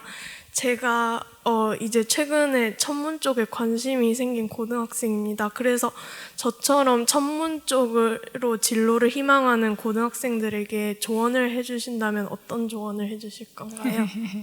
혹시 이런 임무를 직접 수행하고 싶은 마음도 있나요? 네. 네네. 우주로 나가려면 일단 저 정도의 근육을 키우셔야 됩니다.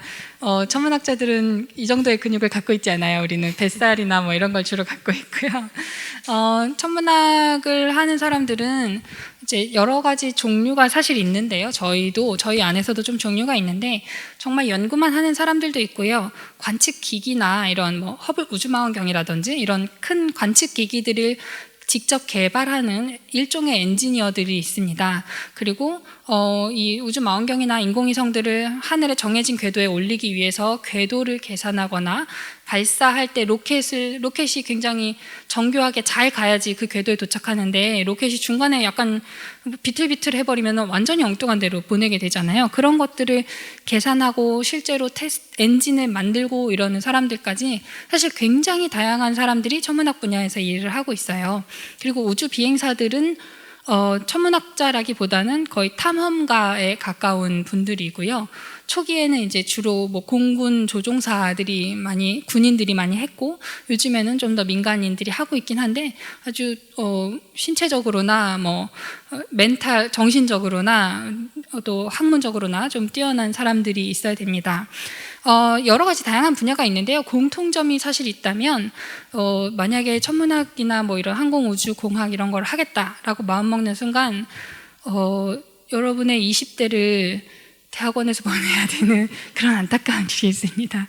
저희가 물론 학부만 졸업하고 이런 일을 하는 경우는 정말 너무너무 드물고요. 대부분 석사가 있거나 사실은 박사에서 박사가 디폴트로 시작을 해요. 그래서 근데 이제 자연과학에서 박사 학위를 받는데 굉장히 긴 시간이 사실 걸리기 때문에 대부분의 학생들이 이제 뭐 남학생들 군대도 갔다 오고 막 이래버리면 시간이 길어져서 거의 20대 대부분을 대학원에서 보내게 됩니다.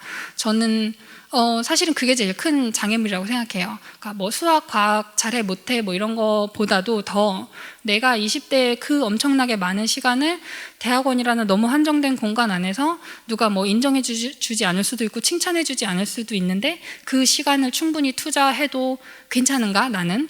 내 친구는 대학교 4학년 졸업하고 혹은 고등학교만 졸업하고 좋은 회사에 취직해서 지금 벌써 대리 달고 과장 달았는데 난 여전히 대학원생이고 돈을 거의 못 벌고 있을 때 그 상태로 20대 후반까지 맞이하는 것이 내 적성에 내 성격에 맞나? 내가 그걸 버틸 수 있나? 사실 그걸 제일 많이 물어보라고 얘기하고 싶어요.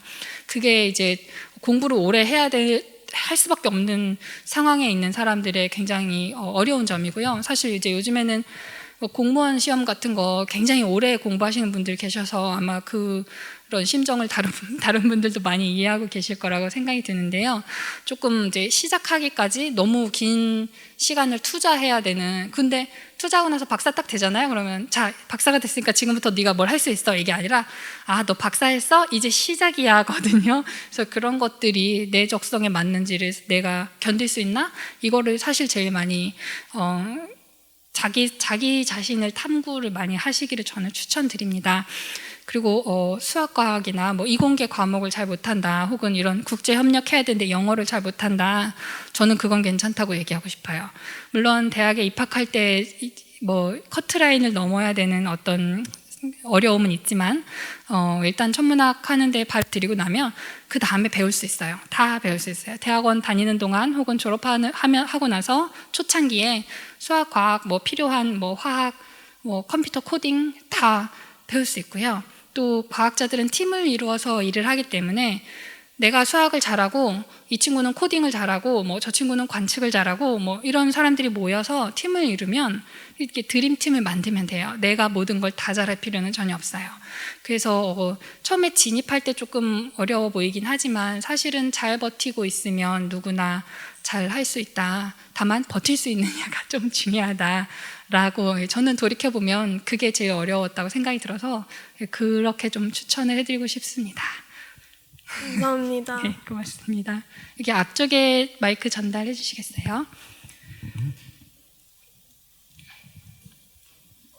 그 김현수 작가도 네. 작가님도 천문학 하고 싶었다가 맞아요. 차선으로 영문학 뭐 이렇게가 현실이라서 네. 실은 여러 가지 희노애락과 그 장단점이 있음에도 불구하고 누군가에게는 대단한 로망이잖아요. 네. 그래서 그 현실이 어떠한지 똑같이 시장도 가고 밥도 먹고 살 텐데 일상의 문제가 어떻게 보면 조금 작게 보이는 어떤 현상도 있을 수 있고 좀 이렇게 천문학자로서의 정말 기쁨과 뭐 성취, 희열 이런 거와 명과 암을 좀 함께 얘기해 주시면 좋을 것 같아요. 네, 그 굉장히 어려운 질문인데요.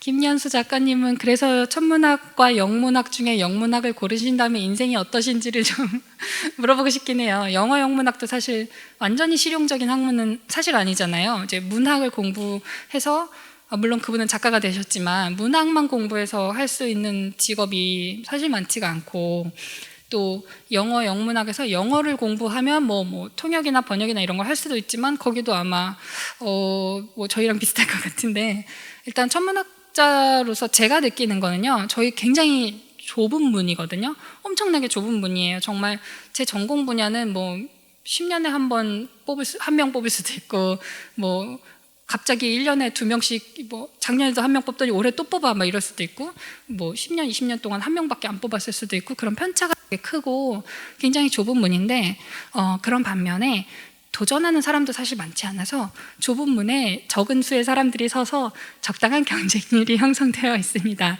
다른 데 고민하시는 거랑 거의 저는 결국에 확률적으로는 비슷한데 이제 좀 편차가 크고 뭐 한 300명 공개 채용 이런 대규모의 기회가 없기 때문에 편차가 커서 좀 어려워 보일 거라는 생각이 들고요. 사실 경쟁하는 거는 다른 직장이랑 크게 다르지 않은 경쟁률이라고 생각합니다. 그리고 저는 월급을 받고 있고요. 월급쟁이가 제일 좋은 거 아니겠습니까? 프리랜서 천문학자 거의 없기 때문에 월급을 받고 있고 저는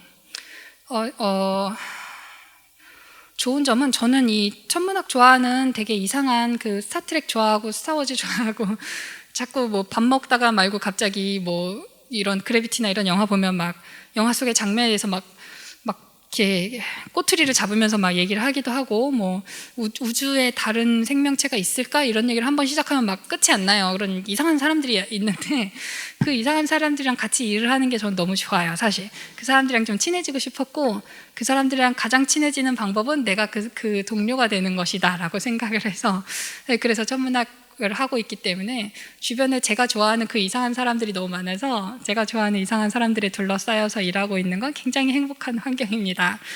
반면에 저는 대학교 입학할 때까지 망원경이라는 걸 실제로 본 적도 없었어요.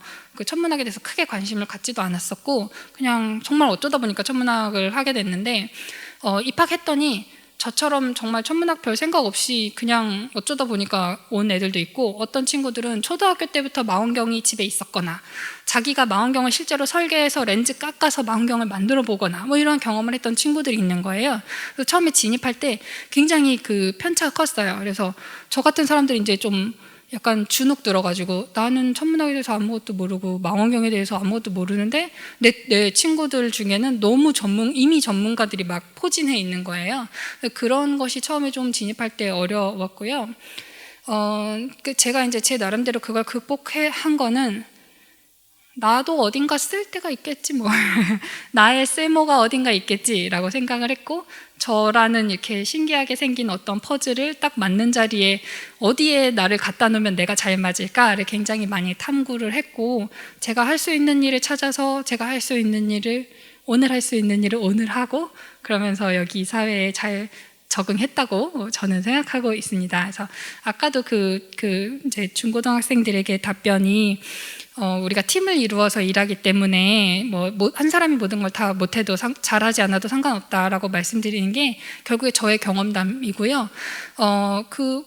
이런 거 잘하는 친구, 저런 거 잘하는 친구, 그리고 저는 제가 잘하는 것을 같이 서로 이제 공유하면서 한 팀을 이루어서 일할 때, 그게 이제 제가 처음에 시작할 때는 그런 것에 주눅 들어서 나 같은 사람은 천문학 못하겠다, 나는 그만둬야겠다 이런 생각을 할 수도 있었는데, 그걸 잘 극복하면 또 안정적인 직장 생활, 그냥 평범한 직장인이 될 수 있더라라는 저의 경험은 그렇습니다. 일의 기쁨과 슬픔은 다르지 않은 것 같아요. 다른 직장 생활 하시는 분들이랑.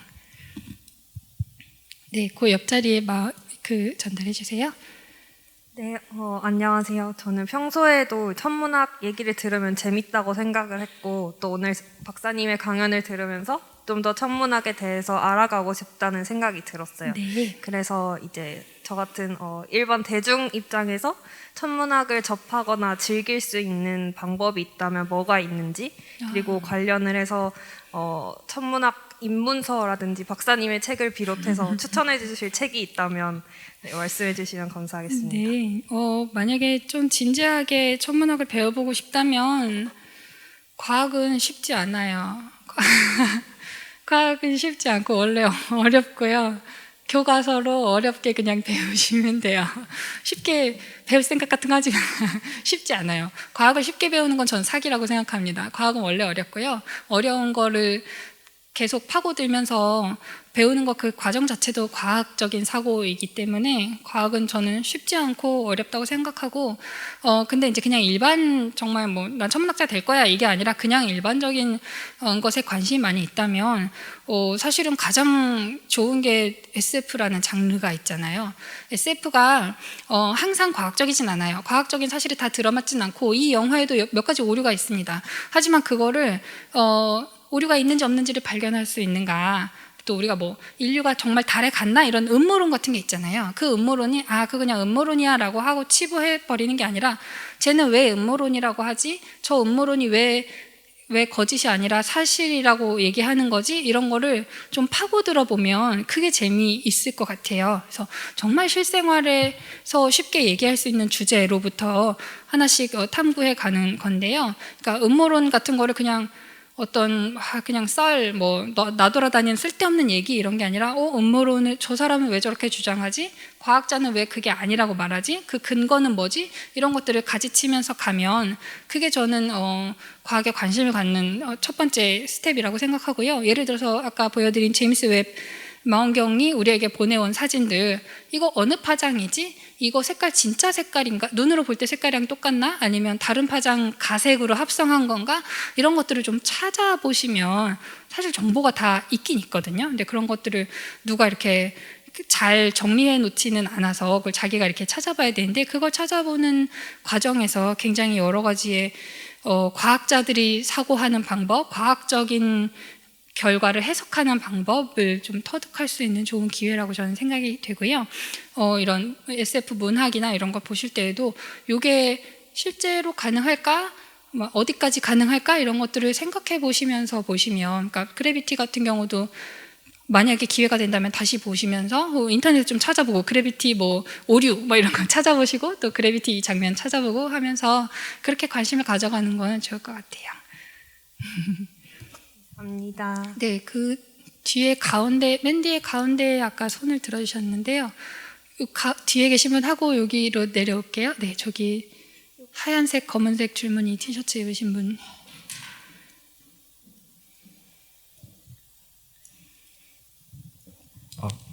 일단 말씀해 주신 거 너무 잘 들었습니다. 저 영화가 당시 나올 때는 이제 우주 쓰레기 이런 게 그냥 그렇게 생각할 수도 있겠구나 이래가지고 별 관심이 없었는데 작년에도 그렇고 스타링크에서 계속 위성을 이제 올리다 보니까 갑자기 이게 생각나서 다시 찾아보니까 몇몇 사람들은 우리가 인공위성을 못 쏘는 것은 물론 인류가 그냥 지구에 머무를 수밖에 없는 상황에 올 수도 있다 막 이렇게 이야기하시는 분들이 있어서 걱정이 되기도 했는데 또 뭐 그렇게 막 들리는 사건은 없는 것 같아가지고 이게 실제로 그렇게 걱정할 만한 상황인지 또 그런 문제인지가 약간 궁금해요. 지금 걱정할 만한 상황은 아니지만 걱정을 시작해야 되는 상황입니다. 걱정을 시작해야 되는 상황이고, 그 말씀하신 스타링크라는 거는 일론 머스크의 회사에서 굉장히 여러 개의 작은 위성들을 한꺼번에 뭐 100개, 200개씩 쏘는 그런 일을 하고 있어요. 한 번에 뭐 100개, 200개, 몇백 개씩 계속 수차례 거듭해서 쏘고 있어요. 그래서 나중에 몇만 개로 지구 주위를 둘러싼대요. 그렇게 하는 이유는 뭐 아마존이라든지 이런 이제 인터넷, 해저 케이블로 인터넷을 할 수 없는 곳에 위성으로 인터넷을 할 수 있게 하는 서비스를 이제 하겠다. 뭐 그런 뭐 넷플릭스처럼 구독형 인터넷이 될 수도 있고 그런 이제 서비스를 하려고 그런 막 이제 보내고 있어요. 그래서 그 바람에 이제 만약에 하늘의 어떤 영역을 아주 오래 관측해야 되는 천문학자의 입장에서는 너무 오래 관측을 하고 있으면 그 사이로 스타링크가 막 지나간 거예요. 그래서 줄무늬가 막 쫙 생겨 있어요. 그러면 내가 보려고 했던 그 천체를 관측하지 못하게 되니까 어려움이 생길 수 있고, 얘네들도 다 수명이 있는데 작은 위성일 경우에 그 통제하기가 더 힘들어서 연료도 조금밖에 못 가지고 가고 통신도 잘 안 될 수도 있고, 그러면 얘네들이 1년에 막 몇백 개씩 쏴버리면은 걔네들 중에 또 수십 개가 혹은 몇백 개가 지구로 다시 통제되지 않은 상태로 떨어질 가능성이 정말 많거든요. 그리고 이제 그런 작은 위성들은 지구의 좀 낮은 궤도, 땅에 가까운 곳을 돌 수 있기 때문에, 그러면 얘네들이 지금 몇 년간 일론 머스크가 쏘아 올리는 그 작은 스타링크 위성들 수백 개가 몇 년 뒤에 수명을 다하면 지구로 소나기처럼 쏟아질 수도 있죠. 그런 것들이 좀 굉장히 중요한 시점이고요. 지금 당장 그 일이 일어나지 않지만 곧 일어날 수 있기 때문에 지금 정책을 정해야 돼요. 그래서 우주 쓰레기를 누가 치울 거냐, 어느 나라가, 보상은 어떻게 할 거냐, 미국이 쏜 위성의 잔해가 호주에 떨어졌을 경우에 어느 나라가 보상을 할 것이냐, 뭐 호주 세금으로 하느냐, 미국이 하느냐, 아니면 다른 업체가 끼어드느냐, 뭐 이런 여러 가지 정책을 지금 수립을 해야 되는 단계이고요. 그런데 여기에 이제 미국이 막 뭘 제일 많이 쐈는데 그 정책을 미국이 만들면 미국에 유리하게 정책이 수립이 됩니다. 그래서 처음에 자기들 잔해가 떨어질 때까지는 그냥 침묵하고 있다가 나중에 다른 나라 위성이 막 더 떨어지기 시작하면 그때 갑자기 중국 니네 빨리 처리해 뭐 이런 식으로 제재를 가하려고 할 수도 있고요.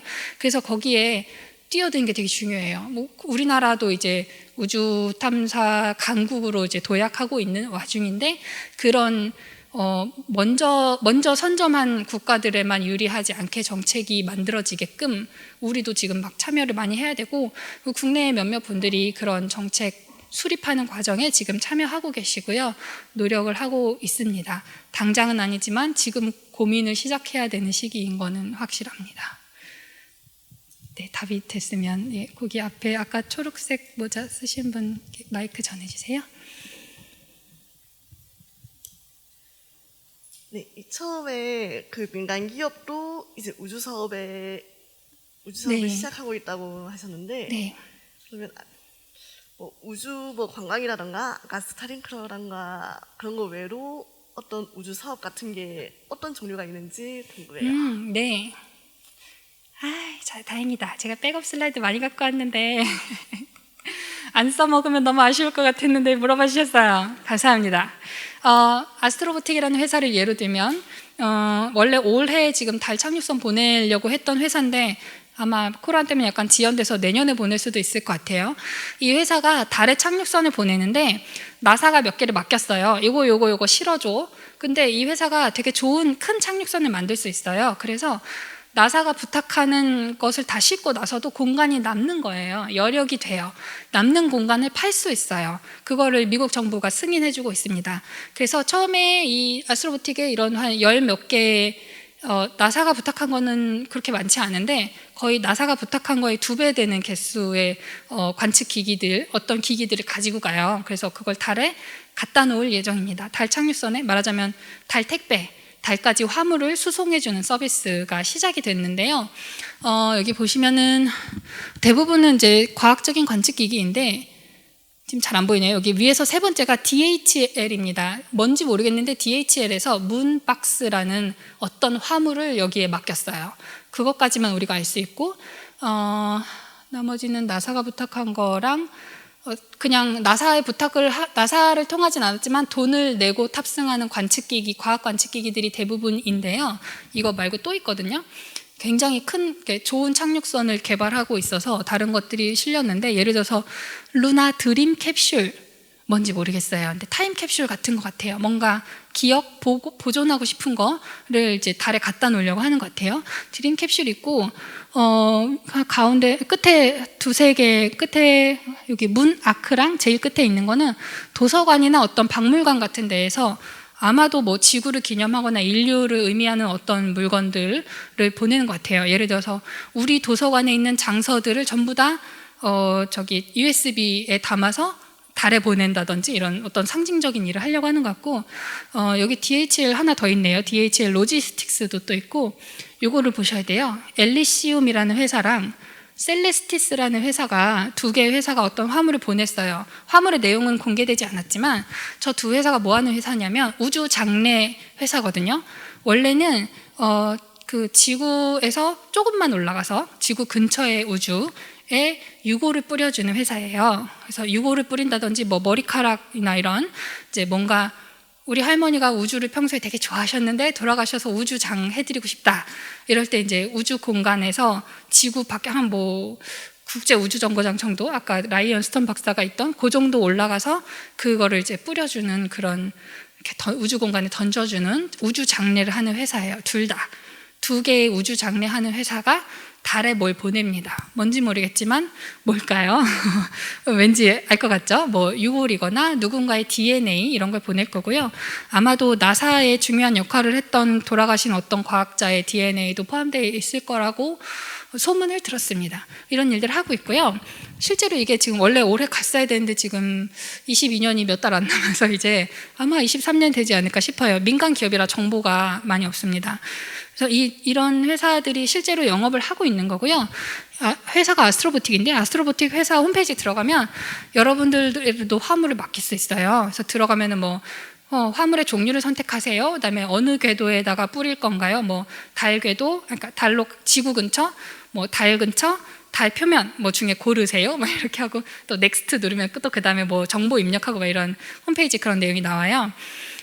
중요한 건 가격이겠죠. 일단 달까지 화물 운송 서비스 이미 시작되었다는 점 말씀드리고, 가격은 1kg당 10억에서 30억 원 사이로 조성되어 있습니다.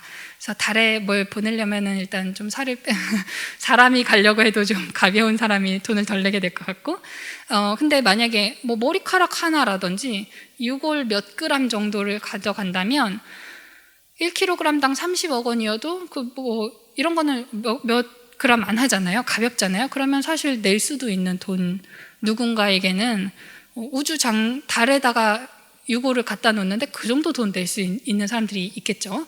그런 정도의 시세가 이미 형성돼 있어서 달 택배를 지금 하고 있고, 나중에는 달에서 흙이나 어떤 자원을 캐오면 그것도 캐와서 이득을 봐도 된다라고 지금 미국이 승인을 한 상태거든요. 그래서 달에서 캐온 흙이나 돌을 지구에 가져올 수 있다면 가져와서 파는 그런 서비스도 있을 것 같고, 지금 미국은 25년도쯤에 사람 보내려고 하고 달에 다시, 그리고 사람을 계속 보낼 거고 나중에는 뭐 화성도 보낸대요.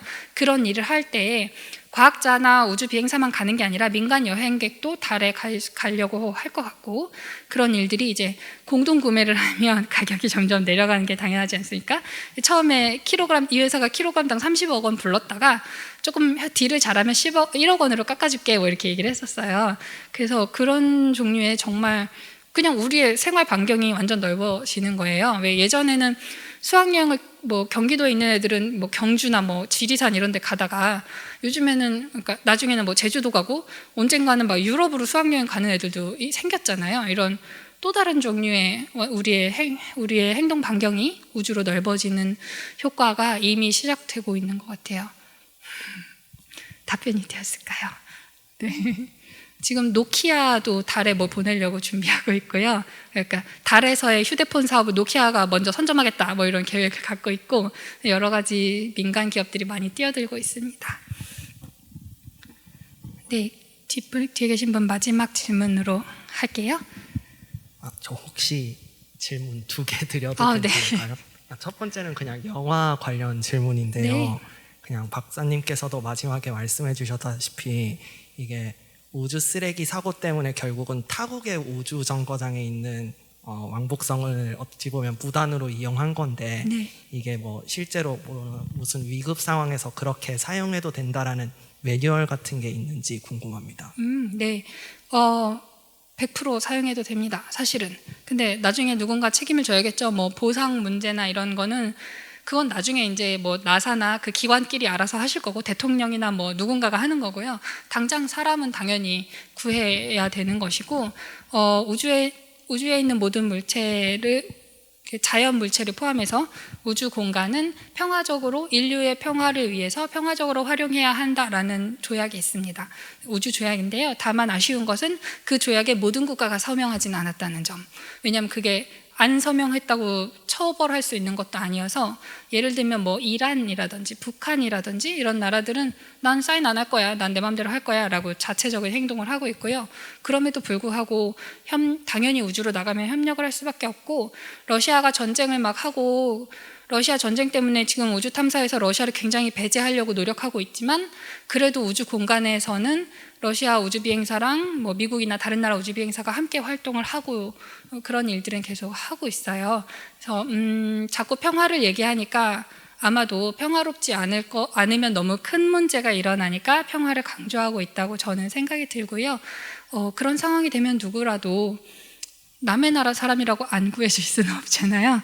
그래서 평화를 베이스로 하고 있고요. 다만 앞으로 그 평화가 조금 균열이 생길 수도 있겠다. 이런 민간 회사나 다른 나라들이 참여를 하고 있어서 앞으로는 좀 우려되는 점도 있다는 생각이 듭니다. 감사합니다. 네. 그리고 마지막 질문은요. 박사님께서 지금 천문년에 오기 전까지 네. 다양한 소위 말해 비정규직의 네. 고독한 과정을 겪으신 걸로 알고 있는데요. 네. 그냥 박사님께서는 그 고독한 환경과 과정을 어떻게 버틸 수 있었는지 그냥 개인적인 이야기 좀 듣고 싶습니다. 네. 이거 2분밖에 안 남았는데 한 30분짜리 질문을 주셨는데 정말 개인적으로는 저는 큰 목표를 두기보다는 오늘 할 수 있는 일을 오늘 하자고요. 저의 오늘 일정은 여기 강연이 마지막 일정이기 때문에 강연이 끝나면 3분 뒤에 저는 굉장히 행복한 상태가 오늘 성공한 사람이거든요. 저는 그렇게 좀 하루하루를 너무 높은 데 보지 않고 바로 앞에 있는 징검다리들을 잘 놓는데 항상 집중하고 있고요. 그게 이제 제가 등산할 때 사실 깨달은 건데 등산할 때 제일 그 그룹이 있으면 같이 등산을 하면 제일 뒤에 쳐져서 올라오면 너무 힘들어요. 그래서 선두 그룹에 같이 가야 되는데 제가 제일 앞에 있으면 또 너무 힘들거든요. 그러면 두 번째나 세 번째에서 그 앞에 가고 있는 친구의 그 발만 보면서 내 바로 앞에 발만 계속 밟아서 가다 보면 되게 쉽게 어느새 정상에 올라가더라고요. 그런 경험이 굉장히 인상적인 경험들이었고 그거를 실생활에서도 이렇게 하면 언젠가는 정상에 생각보다 쉽게 올라갈 수 있구나라는 걸 깨달아서 실제로도 그렇게 살아보려고 노력을 많이 하고 있고요. 네, 그리고 시대가 바뀌어가지고 정규직이 아니어도 괜찮아요, 요즘은. 옛날에는 뭐 한 번 직장을 가진 다음에 평생 직장이었잖아요. 한 번 취직하면. 근데 요즘은 사실 뭐 한 5년, 10년 일하다가 이직하시고 5년, 10년 일한 다음에 갑자기 뭐 전혀 다른 분야에 도전하시고 이런 분들이 뭐 세계적으로 다 너무 많기 때문에 저도 비정규직도 괜찮구나. 그리고 비정규직, 정규직 요새 차별하면 안 되는 것도 있잖아요. 그래서 비정규직이라고 해서 처우가 막 엄청나게 나쁘거나 이런 것은 아니기 때문에 물론 좀 다르지만 그래서 비정규직이어도 괜찮아라고 생각했어요. 사실은. 그래서 지금은 이제 다행히 정규직이 된 지 한 2달 정도, 3달 정도 됐는데 이제 계속 비정규직으로 있어도 국내에서 계속해서 개인이 연구를 할 수 있는 환경들이 사실 제가 처음 졸업할 때보다 지금 더 많이 조성이 되고 있어서 저는 이제 전 연구자로서밖에 살아보지 않았기 때문에 제 인생만 말씀드리면 개인 연구자로서도 계속 비정규직이면서 계속 꾸준히 연구자 생활을 할 수 있는 길이 사실 있고 저보다 10살 이상 많은 선배님들 중에도 그렇게 비정규직으로 계속 연구자 생활을 안정적으로 이어가고 계신 분들도 계셔서 저는 그게 그렇게 큰 문제는 아니었다고 생각했고요. 사실은 이제 그런 비정규직이라고 해서 그걸 막 강조한 건 있어요. 일부러 여러분 이제 국가에서 혹은 우리가 이제 과학자들을 좀 TO를 많이 뽑아주지 않기 때문에 정부가 저희 이제 정부 출연 연구소 TO는 정부가 관리를 하는데요. 그러니까 저희 연구원에서 사람 뽑으려고 해도 정부가 안 돼 그러면 못 뽑아요. 그래서 그런 거를 좀 사실 타파하고 싶어서 비정규직이다라는 걸 되게 제가 은연중에 약간 강조하면서 다녔고요. 정치적인 이유로 사실 그렇게 강조하고 다녔고, 정당 정치 말고요. 그냥 제 스스로의 정책이었고, 사실은 비정규직으로 사는 게 그렇게까지 나쁘지 않다라고 지금도 생각하고 있습니다. 아마 다른 직장도 비슷할 것 같아요. 네, 감사합니다. 이 황금 같은 주말 오후 저녁을 저와 함께 보내주셔서 너무 감사드리고요. 오늘 되게 영화까지 보시고 긴 시간 힘드셨을 텐데 끝까지 앉아 계셔주신 여러분들의 엉덩이를 경탄한 경탄을 보내면서 네, 여기서 마치겠습니다. 감사합니다.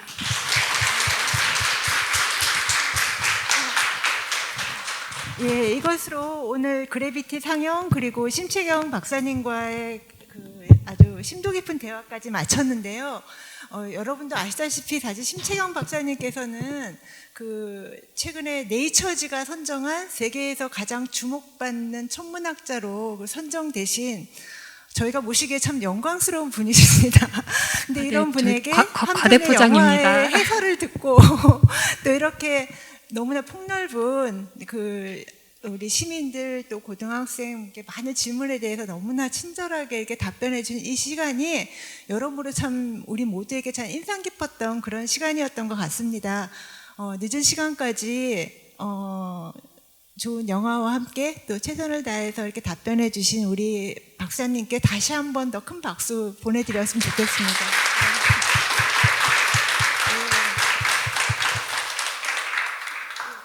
네, 이것으로 제1회 포스텍 SF데이 큰 행사를 마무리하도록 하겠습니다. 지금 거의 7시가 다 돼가는 시간인데요. 마지막 시간까지 아침부터 이렇게 참여해 주시고 또 자리 지켜주시고 박수 쳐주시고 또 열심히 질문해 주시고 우리 포항 시민 여러분 너무 감사드리고요.